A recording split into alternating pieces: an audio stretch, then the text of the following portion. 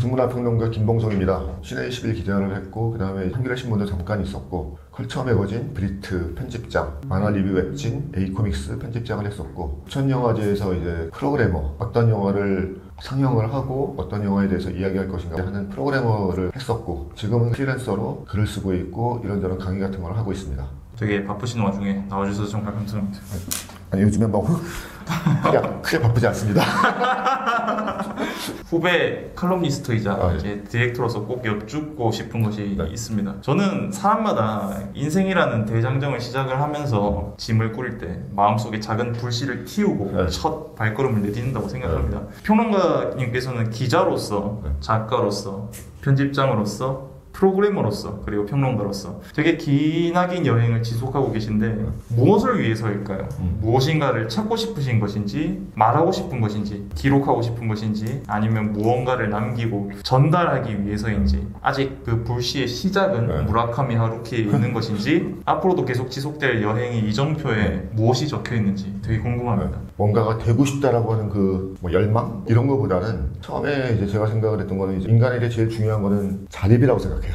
자립이요? 네, 경제적 자립, 정신적 자립 이런 거라고 생각을 하는데 그러기 위해서 일단 전제 조건으로서 반드시 돼야 되는 것이 경제적 자립이 필요하다. 내가 생존할 수 있을 만한 돈이 있어야 되고 그것으로 뭔가를 유지시키면서 가야 된다고 생각을 했었기 때문에 그런 생각을 하면서 그럼 내가 뭘 할 수 있을까? 뭘 잘할까 이런 걸 생각을 하다가 대중문화에 관심이 있고 그런 것들에 대한 글들을 쓰고 이렇게 가다 보니까 그러면 이런 일을 하면서 돈을 일단 벌어야겠다. 그런 종류의 뭔가 위대한 글을 쓰겠다 뭐 이거보다도 내가 가장 잘할 수 있는 것으로 뭔가 김봉석이라고 하는 개인의 자립을 할 수 있을 것 같다라는 판단을 하게 된 거죠. 그래서 이제 어쨌든 글을 쓰게 되고 처음에는 저도 이제 뭐 창작이라든가 이런 쪽으로 갖다 생각을 하고 있었는데 어렵구나 힘들구나라고 하는 생각들을 이제 하게 되면서 그럼 일단 기자 같은 일들 왜냐면 기자는 이제 글을 쓰는 일이고 대중문화에 대한 어떤 그런 것들을 할 수가 있기 때문에 기자 같은 일들을 한번 해보자라고 생각을 해서 기자를 이제 하게 되고 공식적인 커리어 같은 경우에는 이제 신의 21 전에 신의필이라고 하는 이제 잡지가 잠깐 있었는데 그 잡지에서 이제 기자를 처음 하게 된 거죠. 월급을 받고 경제적인 자립을 하게 되면서부터는 그러면 내가 뭘 할 것인가를 생각을 하면서 뭐 중간에 잠깐 뭐 대학원을 가서 계속 이제 뭐 비평이라든가 이런 걸 해볼까라고 생각도 했었는데 아무래도 이제 제가 이제 그런 걸 하다 보니까 내가 좋아하는 거는 내가 좋아하는 것에 대한 이야기를 하는 거다라는 생각을 하게 되면서 저널리즘 그다음에 좀 더 대중적인 일환 속에서 글을 쓰고 대중과 커뮤니케이션 할 수 있는 그런 방법들을 찾아보자라고 생각을 하면서 지금까지 오게 된 거죠. 약간 부족했던 부분에 대해서 보충을 해서 지금까지는 그렇게 해왔었지만 이제는 좀 더 이런 부분에 대한 신경을 쓰고 싶다는 부분이 있지 않습니까?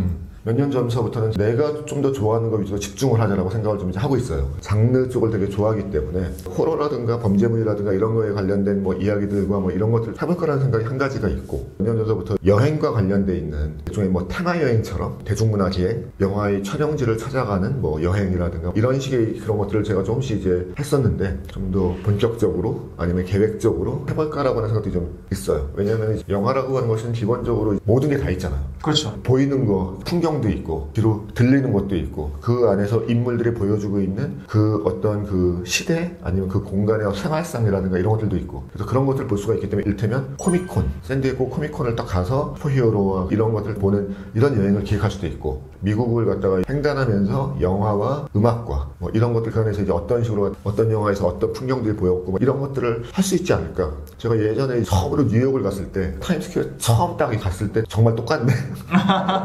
영화에서 봤던 그 타임스퀘어의 풍경하고 정말 똑같은 거예요. 이런 것들을 갖다가 소위 말하는 이제 경험의 확산, 익스피리언스라고 하는 것들을 좀 더 확장해서 개인이 그런 것들을 갖다 감흥을 느끼고 새로운 생각을 하고 그런 것들을 좀 생각하고 있습니다. 타인에게 조금 스프레드하는 것을 좀 기획을 하고 계시는 거죠. 영화를 바라보는 관점에 대하여 그 영화를 되게 딥하게 소비하는 사람들은 각자의 기준이 있죠. 그게 영화를 업으로 삼은 사람이든 그저 매니아이든 간에 감독이 의도하는 바에 집중하거나 배우의 연기력에 집중하거나 영화가 개봉한 시대상과의 교차, 미장센, 복선에 집중하거나 저 같은 경우에는 카메라 워크의 분석에 품을 조금 많이 들이는 편입니다. 예를 들어 쇼생크 탈출에서 제임스 위트모어가 분한 브룩스가 출소할 때와 머건 프리먼이 분한 레드가 출소할 때 같은 공간 안에서 앵글의 차이라든지 버드맨에서 롱테이크로 무대 효과를 극한으로 끌어올리는 부분에 대한 집중이라든지 말이죠. 평론가님께서는 어떠한 부분을 가장 중시를 하면서 영화를 보시나요?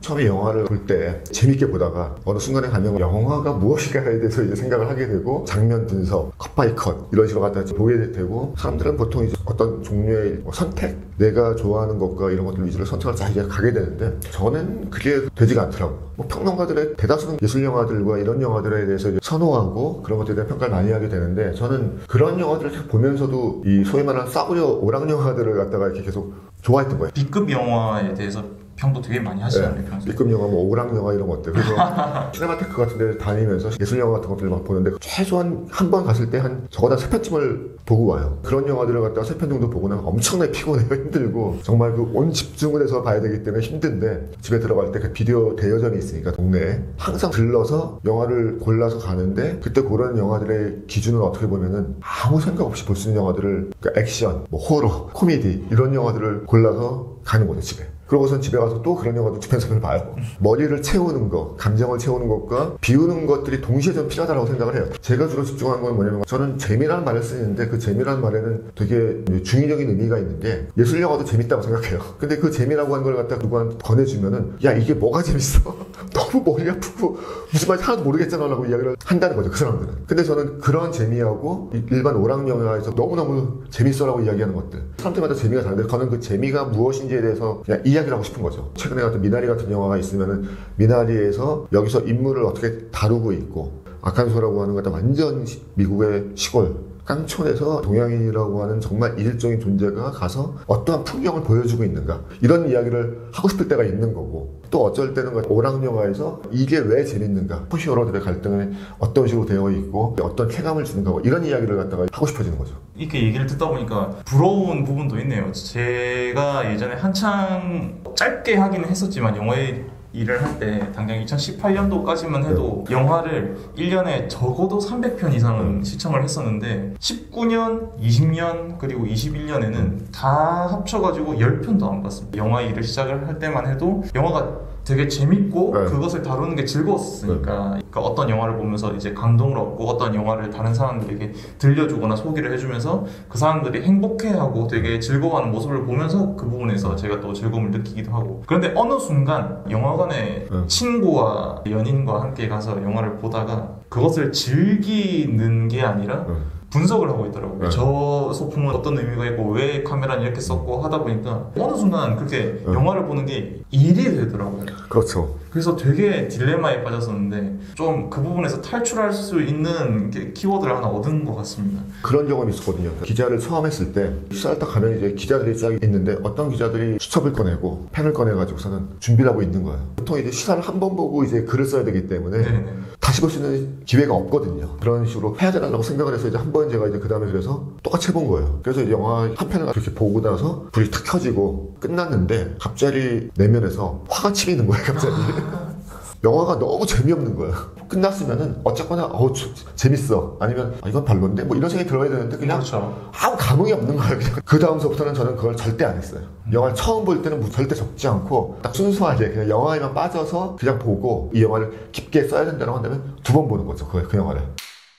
인문 360이 게재하신 칼럼 코로나19 이후의 세계 그리고 감각에서 영화 퍼펙트 센스에 대한 이야기를 하셨습니다. 근데 그 글을 읽으면서 제가 요동치는 기분이 들었거든요. 왜냐면 퍼펙트 센스를 보면서 일전에 정말 많은 눈물을 흘렸던 기억이 납니다. 개봉 당시가 심적으로 육체적으로 너무 지쳐서 극한으로 내몰렸을 때인데 퍼펙트 센스의 막바지에 그런 장면이 있죠. 이완 맥그리거와 에바 그린이 만나면서 슬로우모션으로 장면이 진행이 되고 막스 리터의 OST 루미너스가 엔딩을 장식하는 그 장면이 뭐랄까 저를 구원해줬던 기억이 나거든요. 그런 비슷한 의미로 그 비오크가 나온 어둠 속의 댄서가 있죠. 그러기에 항상 제 원픽 영화를 꼽으라고 하면 어둠 속의 댄서, 원픽 OST는 루미너스입니다. 평론가님이 가장 애정하는 영화와 OST가 있다면 무엇인지 궁금합니다. 그리고 영화 외에 최애 작품은 아직 레이 브래드버리의 화성 연대기 무엇인지도 궁금하고요. 제일 좋아하는 영화를 꼽으라고 하면은 일단 저는 트루 로맨스 토니 스코트가 만들고 타란티노의 첫 번째 시나리오 그 전에 매드맥스라든가 뭐 대부라든가 뭐 이런 영화들도 다 이제 인생의 영화라고 이제 이야기를 하는데 트루 로맨스가 가장 좋아하는 작품인 것 같고 OST를 꼽는다라고 하면 크게 유명한 영화는 아닌데 볼륨을 높여라라고 하는 영화가 있었어요. 저 압니다. 그래. 볼륨을 높여라라고 하는 영화 속에서 노래가 나오는데 레오나르도 코헨의 Everybody Knows 인생의 웨스트라고도 이제 할 수 있고 다른 영화들을 조금 이야기하면은 그랑블루에서 에릭 사라의 음악이라든가 아니면 이제 모베터 블루스 그 영화를 보면서 이제 그때부터 이제 재즈를 좀 듣기 시작을 했었고 네, 그런 것들이 좀 이제 지금도 이제 가장 이제 선명하게 기억에 남아있는 그런 작품이라고 할 수 있죠. 화성연대기는 다시 봐도 정말 좋은 것 같아요. 화성연대기를 이제 중학교 때 처음 봤었는데 화성연대기라고 하는 작품에서는 일종의 뭐랄까 그러니까 시공간에 대한 어떤 감각들이 되게 좋은 것 같아요. 그 화성이라고 하는 것을 상상할 때 뭔가 이제 그런 어떤 광막한 그런 풍경이라든가 아니면 거리에서 이제 그 책에서 보여주는 것처럼 정말 수백 년, 수천 년에 걸쳐 있는 어떤 시간들 이런 것들을 보면서 이제 충격 같은 걸 좀 받은 게 있었고 만화 작품 같은 경우는 아다치비츠루를 옛날엔 되게 좋아했었고 열혈도 되게 좋아하긴 하는데 그 아다치비츠루가 열혈을 다루는 방식 아다치비츠루의 주인공들이 열혈을 부정한다라고 이야기하지만 사실 그 사람들 열심히 하거든요. 그렇죠. 다만 뭐냐면 남들이 다 하는 방식 아니면 이렇게 해야 된다는 하는 방식을 따르지 않는 거죠. 그냥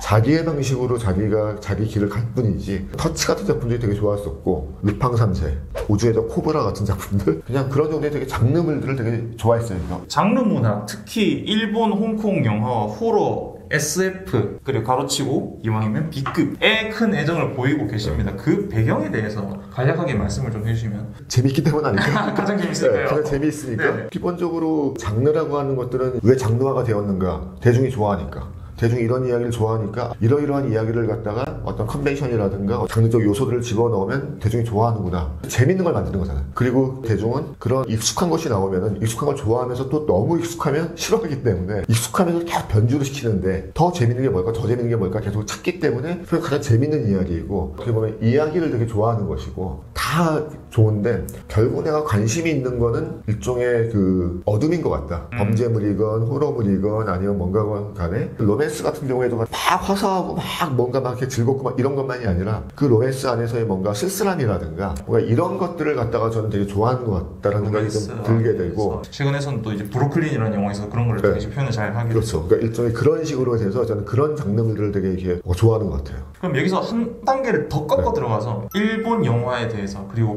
그 배경에 대해 요즘 일어나고 있는 이야기를 좀 해보면 고레다 히로카츠 감독이 일본 영화계 처참한 실태에 대해서 일가를 한 적이 있습니다. 왜 이렇게 된 걸까요? 외부에서 바라본 바대로 이거 일반인들이나 뭐 저희 같은 사람들이 바라본 바대로 스폰서의 과도한 간섭, 뭐 만화 애니메이션에 잡아먹힌 파이, 열악한 배우와 감독에 대한 처우 그것이 진짜 전부인 것일까요? 멀게는 라쇼몬, 가까이는 어느 가족, 바닷마을 다이어리까지 분명 일본 영화계는 유려한 빛을 내뿜는 곳이었습니다만 그 광명이 점차 사라지는 느낌입니다. 그 미래는 어둡기만 하다는 평가에 대해서 의견을 조금 듣고 싶어요. 일본이라고 하는 국가 아니면 사회라고 이야기했을 때 사회적 특성이 좀 있다고 생각을 해요. 개인은 되게 개인주의인데 사회 전체는 되게 집단주의적이에요. 되게 주류가 있고 뭐가 딱 있으면은 여기서 벗어나는 걸 되게 두려워하고 약간 일본의 특징이 어떤 것이 있냐면 일본의 마이너라고 이야기했을 때는 이 사람들 진짜 자기가 그냥 마이너라고 생각해 그냥 그러고 가도 주류하고 나는 상관없어라고 하면서 이탈돼서 다른 길을 가는데 한국의 마이너라고 하는 사람들은 제가 보기에는 상당수가 사실은 주류가 되고 싶어하는 마이너예요.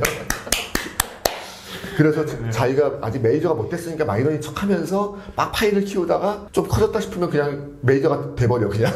그런 쪽의 흐름은 계속 있어요. 일본은 오히려 되게 재미있고 아까 얘기한 것처럼 이제 일본의 문제는 일본이라는 나라가 지금 사실 영화만이 문제가 아니라 모든 대중문화 전반이 되게 취약해졌어요. 이를테면 J-POP 같은 경우에도 보게 되면 90년대까지 엄청나게 인기였었거든요. 그렇죠. 그리고 정말 수준도 뛰어났고 지금도 뭐냐면 있어요. 있기는 있는데 되게 마이너해요. 일본이라고 하는 국가가 집단주의 중심이기 때문에 주류가 있으면 주류 바깥에 있는 새로운 종류의 실험이라든가 이런 걸 잘 하지가 않는 거예요. 돌다리가 있으면 두들겨 보고선 안 건너가요. 네. 그 정도로 갖다가 신중하고 일단 경험이 있는 것들만 가고 투자자들이 제작위원회 방식에 대해서 이야기하는 것들도 뭐냐면 제작위원회 중에서 한 명이라도 반대하는 것이 있으면 그 길로 가지 않는 거죠. 문화의 문제가 아니라 사회 전체가 이렇게 된 거예요. 어떻게 보면 사회 전체가 어떤 그런 뭐 새로운 시도라든가 이런 것들 자체를 갖다가 잘 하지 않고 그러다가 보니까 이제 사회 전체가 이제 소위 말하는 어떤 활력 생동감이 없어지게 되면서 취약해지는 것들. 미ike 타카시라고 하는 감독이 있으면은 미ike 타카시 감독이 90년대까지는 이제 주로 V시네마 쪽에서 활동을 했었고 그러니까 V시네마라고 하는 거는 영화 중에서 가장 마이너 개봉하지 않고 바로 비디오로 출시가 되는 어떤 영화들 이런 걸 만들면서 미키토카시는 정말 희한한 영화들 정말 많이 만들었어. 그게 가능했던 이유는 마이너니까 간섭을 조금밖에 안 하는 거예요. 지금 메이저로 갔을 때는 제작위원회에서 이건 안 돼, 이건 안 돼 이렇게 쫙 이야기를 하게 되면은 아무것도 안 하는 거죠. 게다가 또 일본 사람들 특징은 뭐가 있냐면은 되게 말을 잘 들어요. 그래서 일본의 감독들 인터뷰를 보면은 당신의 영화가 뭐 이게 이런 종류의 가서 뭔가 계속 이런 시도를 하고 있고 그냥 당신이 관찰하고 있는 어떤 작가주의적 이런 게 있지 않냐 이야기는 어떤 감독들은 자기는 진짜 그냥 주어진 거를 되게 그냥 열심히 했을 뿐이다 이런 식으로 이야기하는 사람이 되게 많은 거죠. 한국 같으면 오히려 반대로 이건 내가 반드시 집어넣고 이런 얘기를 되게 많이 할 텐데 일본은 안 그런 경우가 되게 많은 거예요. 영화는 특히나 뭐가 문제냐면 제가 옛날에 이제 그 기자했을 때에도 90년대 말에 구로사와 기요시 감독 대단히 유명하고 거장으로 되는 이제 그 감독이 그때 한 얘기가 뭐냐면은 한국에서 영화는 완전 중심 아니야. 일본에서 영화는 메이저가 아니라 마이너다. 정말 마이너구나. 일본에서 중심은 TV, 애니메이션, 만화 이런 거 중심이고 영화는 완전 마이너고 그리고 자기는 그중에서 마이너 영화를 만들고 있다. 뭐 이런 얘기를 하는 거예요. 우리는 러브레터라고 하는 영화, 이와이 슌지의 영화가 이제 그 일본을 대표하는 영화라고 생각을 하겠지만 사실 러브레터라고 하는 영화는 일본에서 그래서 미니시어터에서 개봉을 했고 미니시어터에서 오래 개봉을 해서 관객이 100만도 안 들었어요 사실. 일본이 이제 그 J-호러라고 하는 이게 이제 전 세계적으로 인기를 끌면서 일본 영화가 뭔가 대단하구나라는 생각을 했었고 잠깐 갔다가 일본 영화가 이제 세계 중심에서 사랑을 외치다 뭐 이런 영화들이 히트를 치면서 일본 영화가 뭔가 잘 되고 있다라고 잠깐 삭시현상이 있었던 거죠. 그러니까 일본 영화가 사실 잘 된 적이 별로 없어요. 제가 이제 영화제 프로그래머를 갖다가 7년, 18년, 19년까지 이제 일본 영화를 많이 봤었는데 저는 마이너에는 계속 좋은 영화들이 있다라고 생각을 해요. 10년대 후반서부터 이제 그때 젊은 감독들 같은 경우에는 그런 문제의식이 꽤 있어요. 기존의 지금의 일본 영화들이 갖다가 뭔가 되게 문제가 많다라고 생각을 하고 있으면서 뭔가 이 안에서 갖다 우리가 좀 다른 영화를 만들어 보려고 하는 그 문제의식들은 가지고 있는 거죠. 이 사람들이 이제 그 완전 마이너에서 이제 경계 정도로 올라갔을 때 과연 어떤 영화를 만들 수 있는가. 이게 저는 제일 갖다 중요한 거라고 생각을 해요. 추격을 해보면 일본 국내에서 바라보는 영화판에 대한 이해와 국외에서 바라보는 영화판에 대한 이해가 많이 다른 편이고 그리고 아무래도 부자는 망해도 3대는 간다. 네.